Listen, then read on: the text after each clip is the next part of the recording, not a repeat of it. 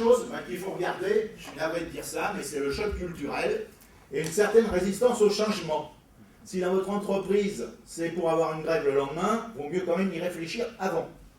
Donc attention à ce genre de choses. Deuxième chose, il va falloir gérer les risques de l'entreprise. C'est-à-dire qu'il y a des entreprises qui sont risky business et des entreprises qui ne veulent pas de risque du tout. Donc on va se retrouver à bien regarder exactement, il y a aussi un autre problème, c'est les obligations légales. Si par exemple vous travaillez sur la donnée médicale, vous avez un certain nombre d'obligations légales non négligeables, il ne faut pas oublier. L'autre problème, c'est les problèmes légaux. Si j'ai une fuite de données, ce qu'on appelle le data breach en anglais, qu'est-ce que je dois faire? Quelles sont mes obligations?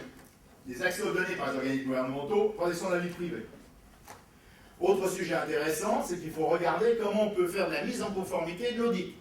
Si j'ai un audit obligatoire ou une mise en conformité vis-à-vis d'une réglementation, par exemple, je suis relevant de telle réglementation, je vais être obligé de effectivement montrer à l'auditeur l'ensemble du système. Et non pas que le petit bout que j'ai. Si j'ai juste que les données, on vous dira non monsieur, ce que je vois c'est l'ensemble. Il va bien falloir le voir. Gestion du cycle de vie de l'information, ça on le reverra en détail. La définition des responsabilités, vous l'avez vu tout à l'heure, je vous ai bien montré qu'on n'a pas le contrôle sur un tas de choses. Et les problèmes de portabilité et d'interopérabilité, c'est-à-dire que si par hasard je décide de changer, comment je fais pour passer d'un à l'autre? Ça, c'est un des sujets qui est intéressant à regarder. Dans le domaine de la sécurité proprement dit, c'est les plans de continuité de reprise, les opérations du ou des centres informatiques, comment ils fonctionnent. Alors ça, c'est un autre problème qu'on a. Supposez qu'il y a un incident, comment ça se traite? Alors ça, c'est quelque chose qu'il faut que vous connaissiez. Pourquoi? Parce que l'incident peut avoir un impact sur votre entreprise, directement. Or, vous avez vu, je n'ai plus la responsabilité.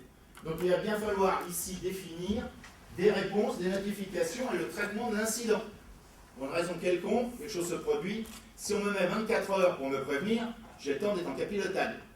Si vous êtes sur un centre où on a besoin de réponse immédiate, vous aurez des problèmes.